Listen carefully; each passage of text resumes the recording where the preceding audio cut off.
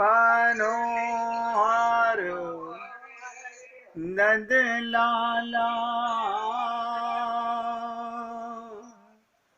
भजो मुरली मनोहर नंद लाला भजो गिरिधर गोविंद गोपाला भजो गिरिधर गोविंद गोपाला भजो मुरली मनोहर नंद लाला भजो मुरली मनोहर नंद लाला भजो गिरिधर गोविंद गोपाला भजो गिरिधर गोविंद गोपाला भजो मुरली मनोहर नंद लाला भजो मुरली मनोहर नंद लाला भजो गिरिधर गोविंद गोपाला भजो गिरिधर गोविंद गोपाला बोलिए वृंदावन बिहारी लाल की जय जय जय श्री राधे जय जय श्री राधे। सभी भक्तों से निवेदन, बहुत एकाग्रचित होकर सत्संग के प्रत्येक शब्द को हृदयंगम करने का पूरा प्रयत्न कीजिए। कई दिनों से चर्चा चल रही है स्वार्थ के ऊपर, शरणागति के ऊपर। उम्मीद करता हूँ कि अब आप सब लोग समझ गए होंगे कि हम अपने स्वार्थ को समझ पाए हैं कि नहीं समझ पाए हैं।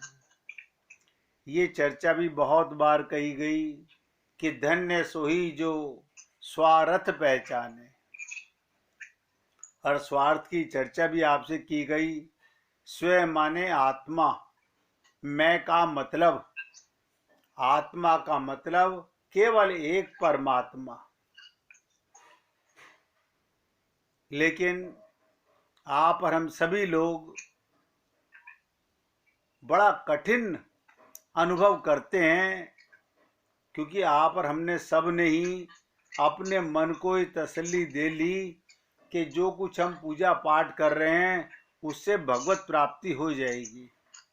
और मैं बार बार आप लोगों से यही निवेदन करता हूँ कि धोखा मत दीजिए। आत्मज्ञान के बिना, मैं का पूर्ण ज्ञान हुए बिना मेरा लक्ष्य प्राप्त नहीं हो सकता। भगवान की लीलाओं के माध्यम से भी आपको बताया गया कि प्रभु राम और प्रभु कृष्ण की सभी लीलाएं और उनके साथ लीलाओं में जो भी अधिकारी पात्र बनकर के आए लीला करने के लिए, उन सबका भी ध्येय यही था कि हम अपनी भूल को सुधारने का प्रयत्न करें।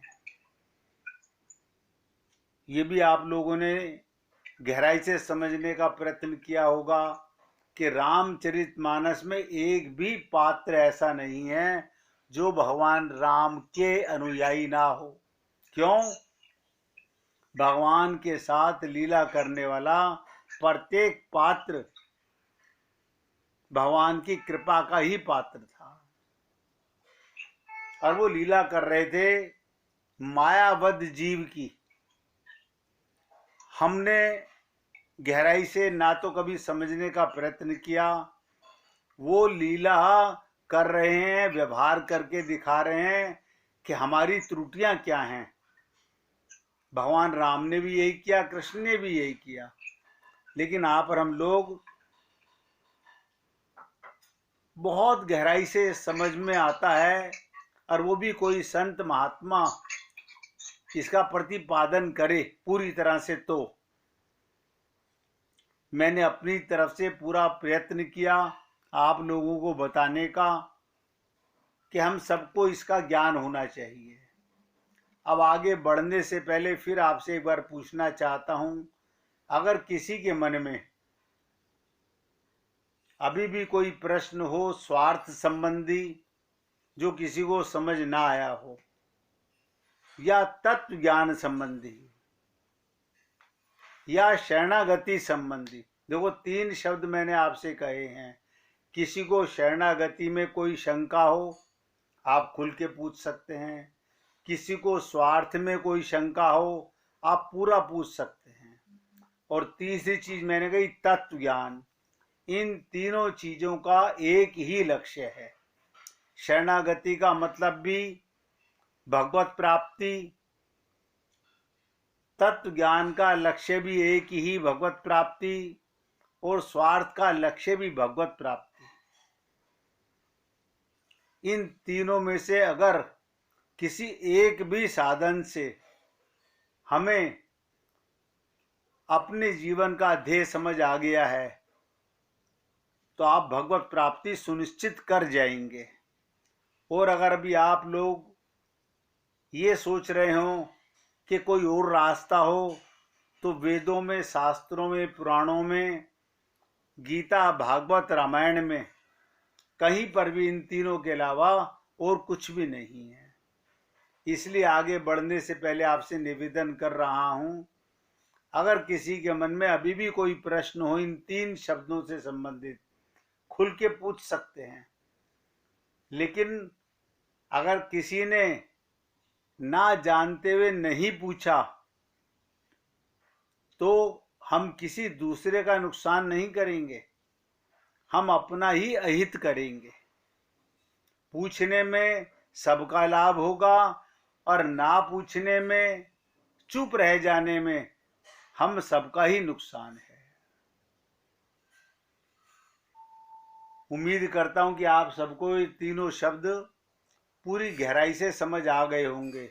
इससे साबित होता है कि अब आपके मन में भगवत प्रेम की लालसा, जिज्ञासा और चाह पैदा हो गई होगी। सूरदास जी, उन्हें आत्मज्ञान हो गया था, गुरु कृपा से शरणागति, वल्लभाचार्य जी के शिष्य थे, और उनकी कृपा से उनको आत्मबोध हो गया था। और उनके ये बाहरी नेत्र ना होते हुए भी उनके अंदर के चक्षु खुल गए थे। उनके पद की एक चर्चा आपसे करना चाहता हूं कि ऐसा भक्त जो दिन रात भगवान के लीलाओं का, उनके रस का स्वाद करता रहता है, क्योंकि आत्मा का भोजन परमात्मा का प्रेम ही है।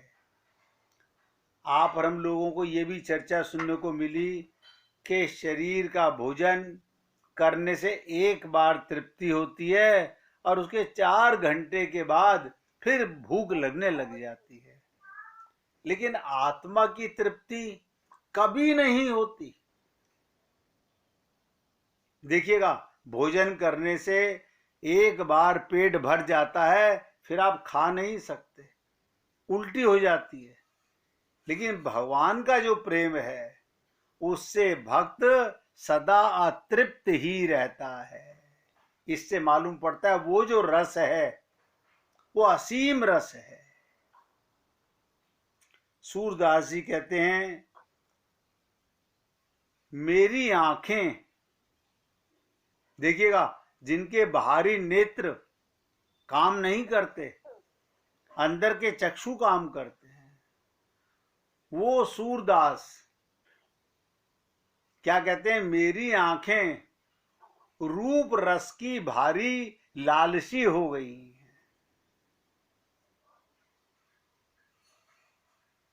अति रस लंपट मेरे नैन।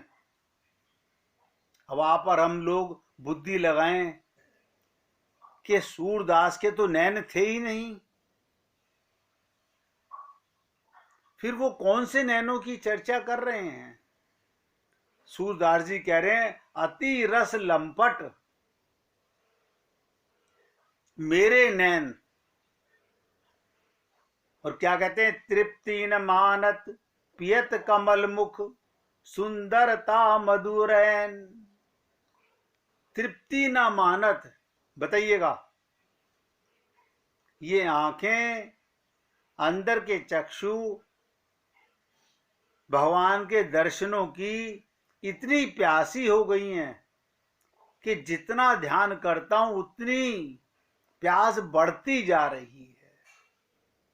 तृप्ति ना मानत, इसीलिए मैंने आपसे निवेदन किया, भोजन से तृप्ति हो जाती है, धन से भी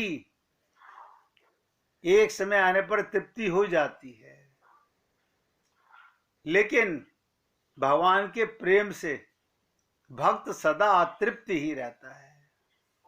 कहते हैं मेरी आंखें रूप रस की भारी लालची हो गई हैं। वो ऐसा कौन सा रूप रस पान करती हैं? सोचिए, जिनके बाहरी नेत्र संसार को नहीं देख रहे, जिनकी आंखें भगवान के प्रेम की शब्दों से भावनात्मक रूप ध्यान करती रहती हैं। किसी के नेत्र नहीं हैं, कान काम कर रहे हैं, मन काम कर रहा है, और अंदर के चक्षु खुल गए हैं, वो भगवान की लीला सुन रहा है, तो अंदर से प्यास बढ़ रही है, वो अंदर से रूप ध्यान बना रहा है। सूरदास जी ने कहा तृप्ति न मानत पियत कमल मुख, भगवान के कमल के रूपी मुख का सुंदरता मधुहैन। ये सुंदरता रूपी मधु के कोश हैं, हरि के मुख कमल को पीती रहती हैं। बताइए, आप और हम लोग इस बुद्धि से नहीं समझ सकते, कितना भी बुद्धि लगाइए, कितनी भी बुद्धि लगाइए, संसार की ऐसी कोई भी चीज नहीं है जिससे आप तृप्त नहीं हो जाते, लेकिन भगवान के प्रेम से भक्त कभी तृप्त नहीं होता। और यही सूरदास जी कह रहे हैं, पर तृप्त नहीं होती मेरी आंखें, दिन रात आंखों की जीव रूपी रस में डूबी रहती हैं। बताइए, दिन अरुरैन दृष्टि रसना रस। जैसे रस स्वाद लेने के लिए सारा दिन विचार करती रहती है, पेट में भूख नहीं है लेकिन रसना स्वाद लेती रहती है, ऐसे ही सूरदास जी क्या कह रहे हैं, दिन अरुरैन, न सुबह न रात्रि, दृष्टि रसना रस। आंखों की भी एक रसना है। आप देखते हो, आंखों को सुंदरता देख के रस आता है, और निमिष न मानत चैन। एक पल के लिए भी चैन नहीं मानती, एक पल के लिए भी।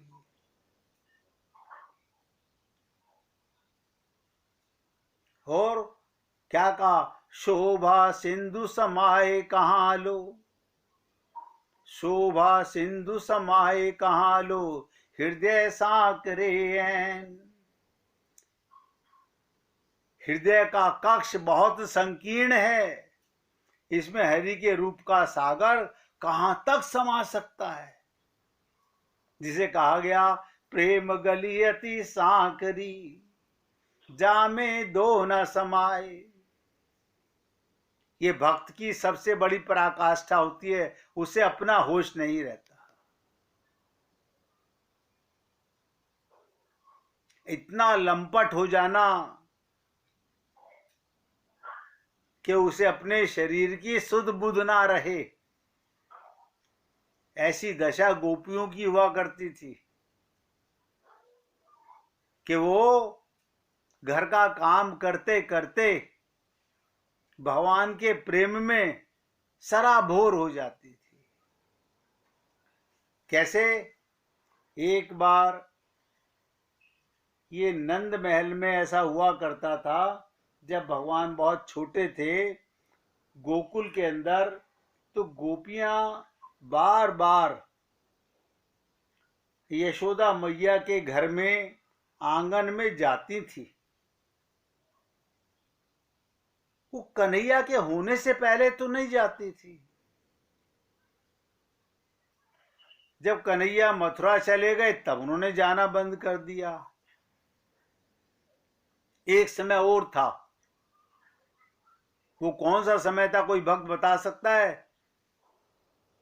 कि भगवान गोकुल में थे, नंदगांव में थे, ध्यान से सुनो, और गोपियों ने यशोदा के घर जाना बंद कर दिया था। वो कौन सा समय रहा होगा?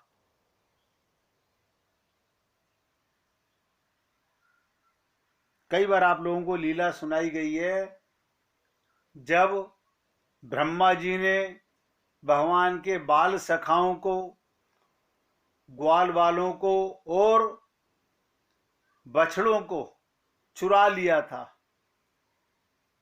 उस समय भगवान ने कैसी विचित्र लीला की। भगवान ने कहा ये सारी गोपियां रोज मेरे मैया को तंग करती रहती हैं। सारा दिन महल के अंदर मेला लगा रहता है, कभी किसी बहाने, कभी किसी बहाने, कभी किसी बहाने। ब्रह्मा जी को प्रेरणा दी भगवान ने ही कि तुम ये सारे ग्वाल वाले चुरा लो और सारे बछड़े चुरा लो। ऐसा क्यों करा भगवान ने? बोले ताकि मुझे मौका मिले, मेरी मैया को आराम मिले। हैं? मैया को आराम देने के लिए इतनी बड़ी लीला, बड़ी विचित्र लीला की भगवान ने। क्या किया ऐसा? भगवान सारे ग्वाल बाल बन गए, सारे बछड़े बन गए। अब आप बताइएगा, ग्वाल बाल कहाँ गए? गोपियों के घर में। बछड़े कहाँ गए? गैयाओं का दूध पीने के लिए। अब वो गोपियां क्यों नहीं जाती यशोदा के घर में? कभी बुद्धि लगाई हमने?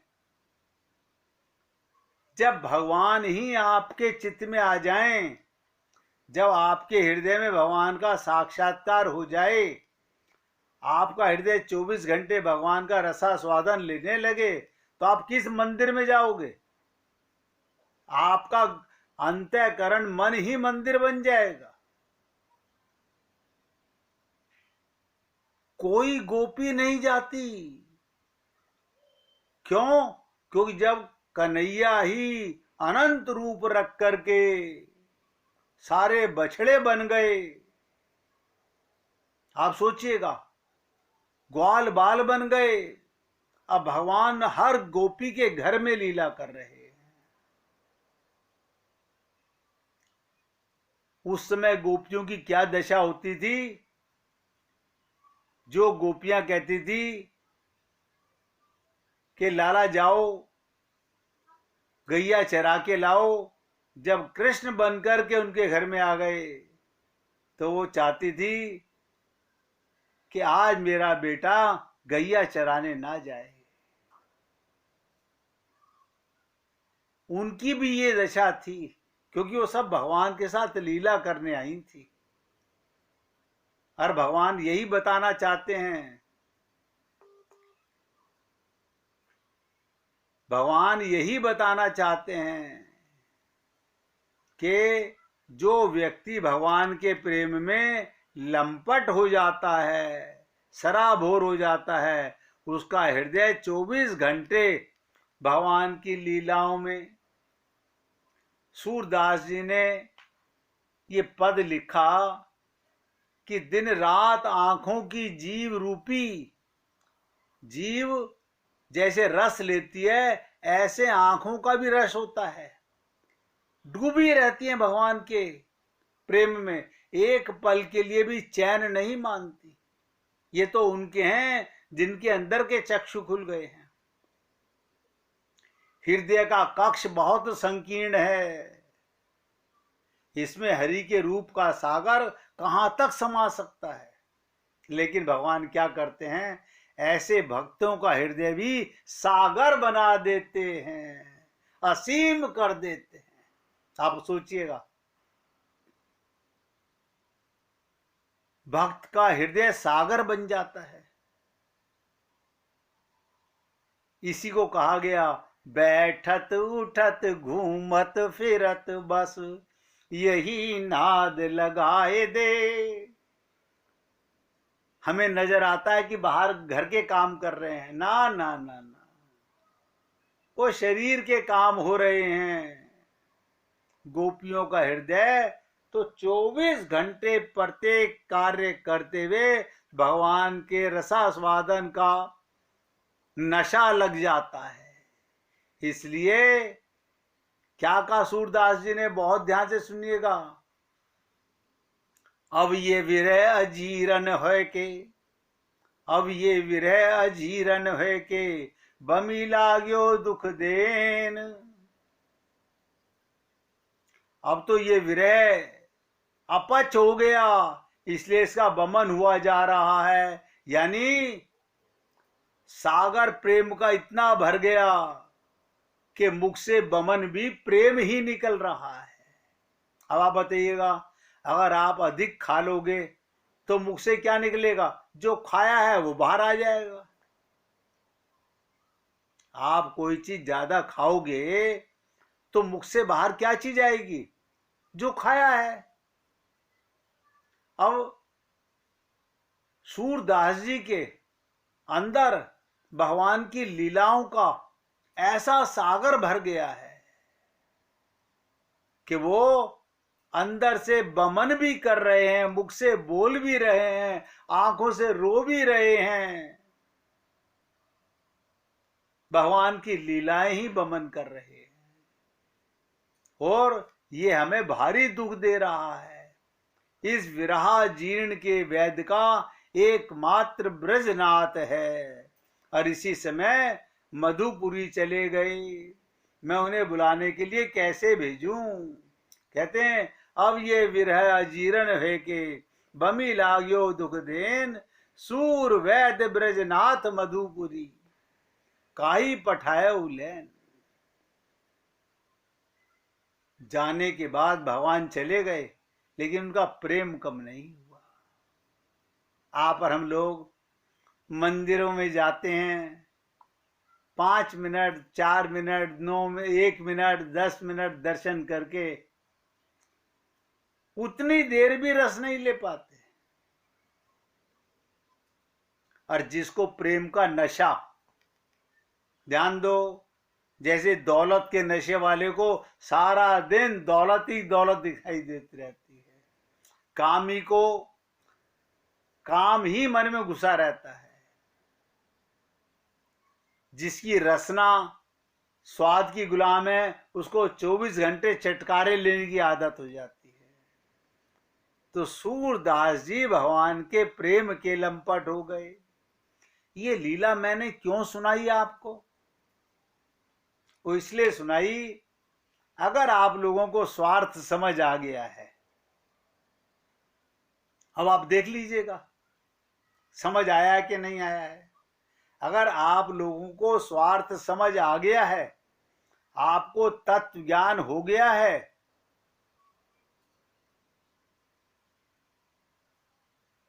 आप हृदय से शरणागत हो चुके हैं तो आपकी दशा सूरदास जैसी हो जानी चाहिए।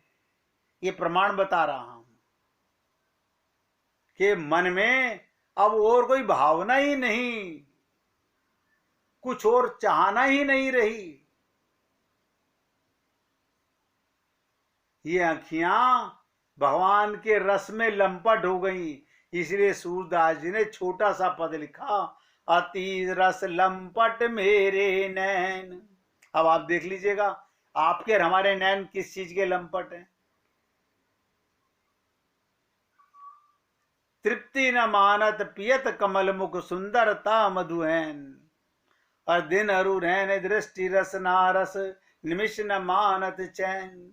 ये गोपियों की दशा थी। क्या थी गोपियों की दशा? जित देखूं तित श्याममयी है। एक पेड़ की तरफ देखने लगी, कोई पक्षी नहीं नजर आ रहा, लेकिन फिर भी टकटकी लगा करके। अब आप और हम लोग बुद्धू क्या सोचेंगे, पता नहीं इन पत्तों में कौन से सोने जड़े हुए, हीरे जवाहरात जड़े हुए हैं। हमारी मूर्ख दृष्टि ये सोचेगी, और उनको पत्ते पत्ते में भगवान का दर्शन हो रहा है।